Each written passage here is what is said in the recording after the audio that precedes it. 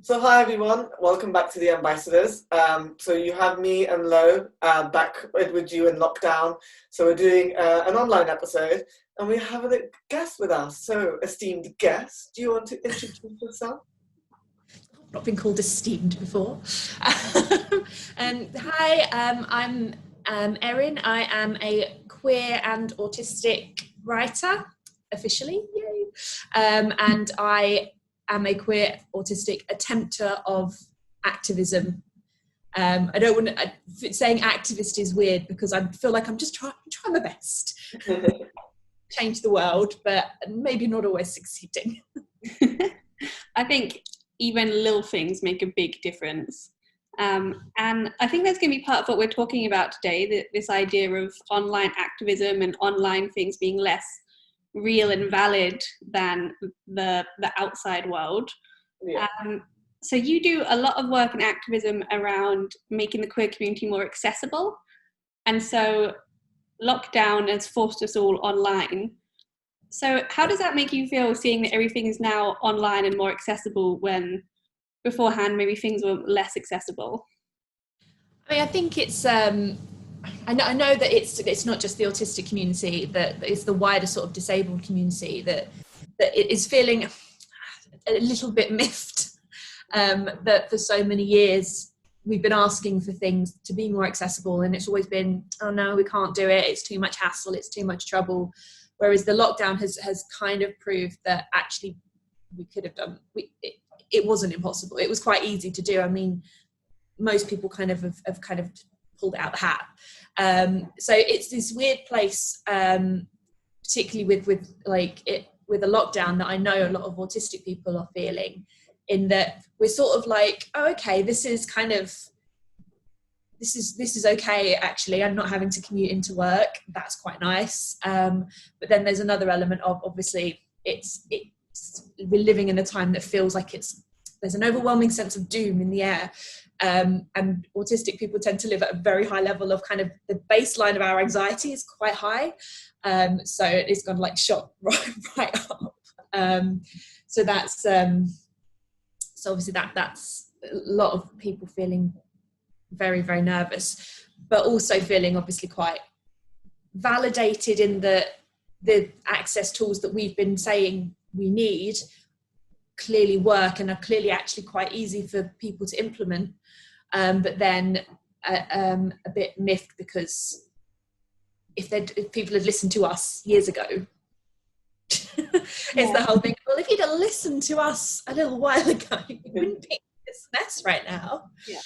So yeah, but it's odd time, I think, but it's very, very odd.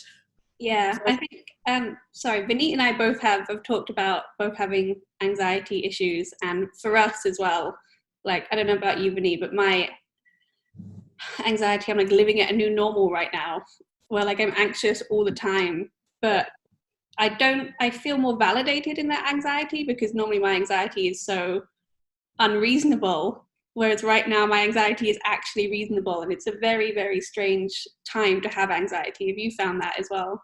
Yeah. Sorry, I'll let you go. I was going to say, yeah, like I was the same. I think it was a lot worse when this first started. My anxiety was like every single time I coughed, especially when the hay fever started kicking in. Yeah. I don't know about anyone else, when the hay fever started kicking in and I coughed a little bit, I was like, I'm going to die. Yeah. So, I think that's probably a good thing to delve into. In terms of the sort of spaces that we have for LGBTQ plus community, how do they shut out autistic people and other disabled people? What sort of things do they do that don't really accommodate for people who are disabled? So obviously, I speak kind of mainly from an autistic perspective, but I obviously interact a lot with other disabled people in the community. So I pick up a lot from them as well. And I live with my stepmom, who is a full-time wheelchair user as well. So that kind of gives some kind of idea. I think from a personal level, I think the issue that I always had with kind of queer spaces was that I found them to be very loud and very overwhelming. And that was just never something that I could do. And, you know, when I was at university and I joined the LGBT plus association, I was all about, yeah, I'm gonna do it. I'm gonna go to my first gay bar, and it's gonna be fab. And instead, I kind of ended up in this weird mixture between coping with being overwhelmed by being very, very, very hyper, and also then just wanting to kind of cry in the corner because it was very overwhelming. There was people in my space. There was lots of loud noise. People were brushing up against me, which is like, I was like, nah. So I mean, I didn't do that very many more times, which I think made me feel a bit left out, because obviously a lot of the socials that we did it in the university group were going to places like that. And I'm a big advocate for getting us some quieter spaces. I don't drink either, so that's, I would say, if there's a lot of alcohol going around, I struggle. Like, I can't read people when they're sober. I can't predict what they're going to do when they're drunk. Yeah. And it's like, I don't want people to not have access to that. I just like an alternative that, you know, I can go and, you know, it can be quiet and I can, you know, squee about Jodie Whittaker's Doctor Who, you know, all of that. Yeah. Such an important point, in that often I see, because I'm a big advocate of sober queer spaces and quiet queer spaces, because even though I don't think I'm autistic, I do have really bad anxiety in loud spaces and big crowds freak me out. But I often see that when people online especially are talking about, you know, we need more queer cafes, we need more queer sober groups, we need more queer libraries, other people will jump in and be like, oh, why do you hate gay bars and think that gay bars are like dirty? And I'm like, we're not saying that. Like, I love a good gay bar, but I also want to go and drink a smoothie in a queer space and be quiet and read a book sometimes. So how do you feel when you see that happening? I kind of, I mean, it annoys me, but it also makes me laugh, because I'm just like, folks, you have no idea how much I want to be able to go to a gay bar. Like, I really want to be able to be at home in that space, but it's just not something that's ever kind of come to fruition.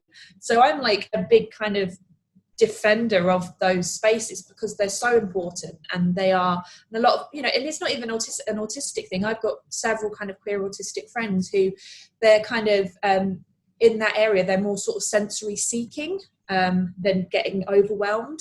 So they actually get a lot from having bright lights, and it's quite stimmy for them. So they thrive in an atmosphere like that. So it's really important to have those spaces. I mean, they're so important, and they're so historically important as well. And I think there's this, I've always found there's an element sort of, when I tell people I don't drink, for example, I very much get an answer of that me saying that is a judgment on them. And I'm like, I wish I could drink. I just can't do it. And I think that's really interesting, because like I don't drink either, and I've had that same experience where when I say I don't drink, and for me it's just a personal choice, but when I say that, they go, oh, you're ruining my fun, and it's like, but you can still do it. There's no judgment there. But it is interesting when people talk about sober spaces a lot of the time they only talk about one aspect of why we need sober spaces, and that is normally because of the mental health and addiction problems within the LGBTQ plus community, and how we need to make spaces for people who aren't able to be in a space where there's alcohol because of their addictions. But they don't often talk about trying to make it so it's accessible for people who don't drink, or for people who are autistic, or other groups of people, because, you know, you will get some queer sober spaces, but then they are quite overstimulated as well. Like, you'll have queer sober club night, and it's like, that still isn't really works for everyone. It's still great. I mean, I'm still up for it, but this is why we need more diversity in our spaces, which we don't have. Definitely. I think it's so important. I think, as you said, you know, you can have sober spaces, but they're not necessarily good for people who have like sensory processing issues. So, you know, autistic people with sensory processing disorders, you know, I think, you know, there needs to be such a diversity of spaces. And I think, without people thinking that the people who need slightly different spaces are in some way encroaching on the really important historical spaces that we have. Because I mean, I've not met anybody who wants a quiet queer space, who wants to tear down the big bad gay bars. Yeah, I've never met anyone who wants to do that. In fact, most people I know are kind of like, oh, I wish I could go in one of those places and not have a breakdown. It doesn't have to be a you gain one, you lose one. It's we need more of everything, not taking away from something else. And that's something we've talked about a lot, and I'm sure you'll agree, as bi activists, when we talk about we need more bi spaces and more bi funding, people say, oh, what, you think that, like, you know, gay people and trans people and lesbians they should have funding taken away from them, or you want to take their spaces? And we're like, no, we want our spaces, we want our funding. I see a lot of overlap there in this, because we're all like fighting for what little resources are available. It makes it a lot harder to have solidarity and to call for, we need all the funding and all the spaces.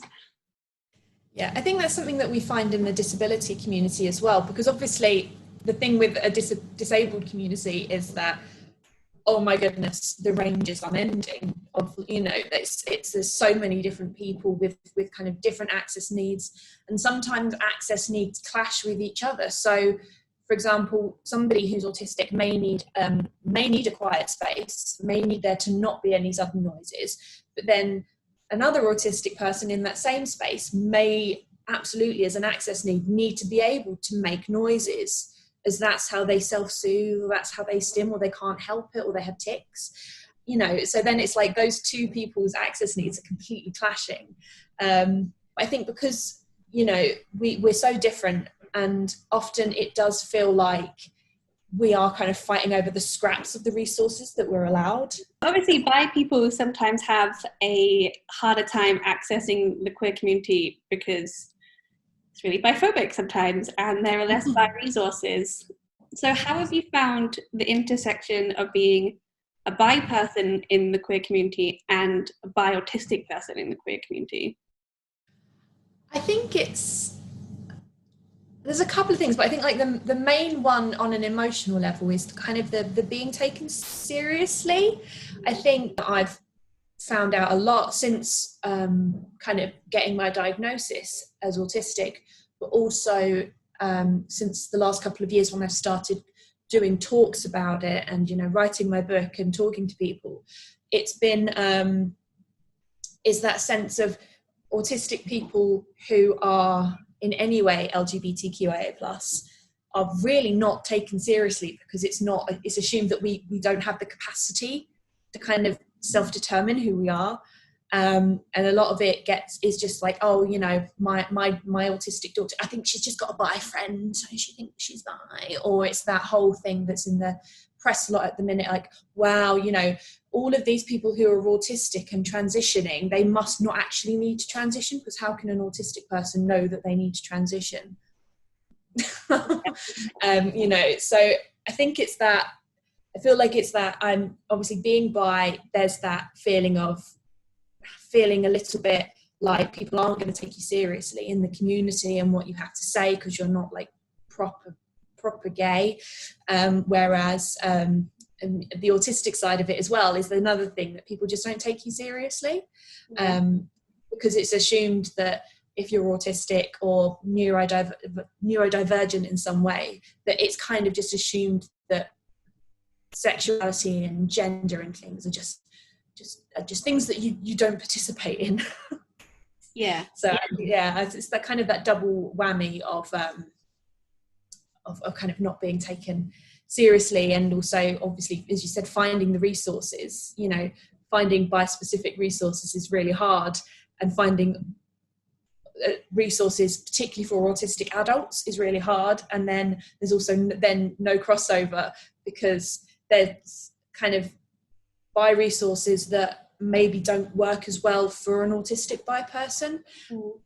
You know, like kind of that it's difficult to find a good counsellor when you're autistic, because you need someone who kind of either autistic themselves or kind of trained really well and kind of really gets it, because normal therapy things sometimes really don't work. So yeah, it's like you're like in these two circles of not taken seriously and not enough resources. Yeah. It's like the worst Venn diagram imaginable. It's like, oh, a resource, everybody dog pile on it. One single resource, we are blessed. So of course we've been in lockdown, and during lockdown there's been a lot of digital events. Have you attended any, and if so, what have been your favourite things to sort of partake in during lockdown? I haven't actually had the pleasure of that, but I am kind of looking forward to kind of how Pride looks like it's probably going to be moving online, and I think I'd really like to participate in some of that. I think it's still there's still something quite nerve-wracking about it, because it's just like, you know, it's still interaction with people, and it's still kind of it's still a bit difficult, and it can be exhausting, obviously, if you're an introvert. But I mean, I'm really looking forward to some of the Pride stuff that looks like it's going to be going down. So kind of going forward, what do you in general hope to see more of from the queer community, and especially like what do you hope we can take away as lessons from lockdown about accessibility? Yeah, I think I've been seeing a lot of fear sort of in the autistic and disabled community recently about the worry that, you know, when this is over, that everything is just going to go back to normal and all of this is going to be forgotten and no one's going to learn anything. And it's going to be the most frustrating thing in the entire world. Please excuse my dog, he's running past. And I think there's a lot of fear that that's going to happen, that obviously we weren't listened to before, and then that people are just going to try really hard to kind of just be like, to not have anything change.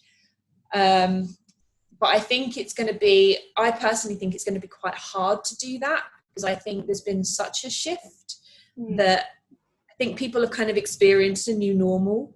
And some of them are listening to disabled people a lot more. I know that a lot of people who've been struggling with lockdown have been getting advice from disabled people, because disabled people are more used to it. I know that with sort of the kind of fatigue around Zoom calls, because some of the time, you know, you're not looking someone in the eye when you're doing it, and it's a lot about listening. I know that the blind community has been producing resources for people on how to deal with that fatigue, because they have the fatigue around the fact that they can only hear. And so there's been so many kind of resources and so much advice put out by the disabled community. And it sort of feels a little bit like we're being recognised, but then at the same time we have that paired with the knowledge that there's some potentially eugenicist going down. I would hope that, because there have been like so many queer events happening like this, that it would now be seen as a reasonable thing that can be done and can be enjoyed. And it doesn't mean that the face-to-face stuff can't happen, but that this is an alternative for people who, for example, can't come to Pride because there's so many crowds. You know, is there a way that we can have a virtual Pride as well, that can become normality? I mean, that'd be great. You know, things like, and I know a lot of and support groups and things happening online as well. And even if people do try and roll it back, I think the disability community is going to be really loud about it. There's a lot of very cross, angry people in that community, right? So fingers crossed that, I mean, it's a horrible situation, but fingers crossed that something around accessibility comes out of it. And if they try and stop these things from coming out of it, then I think there's going to be a bit of a backlash. I think the communities are going to be quite loud about it.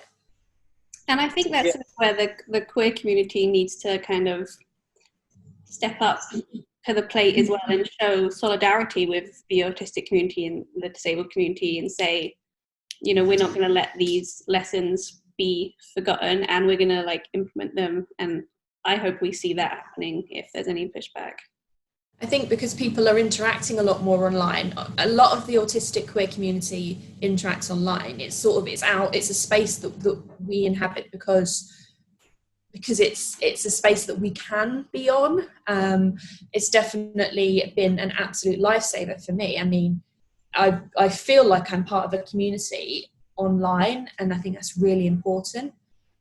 I was just going to say, I feel like there's so many other people that can help as well. So not just like autistic and disabled people, but when I first came out, I was online. I didn't feel comfortable going into in-person spaces.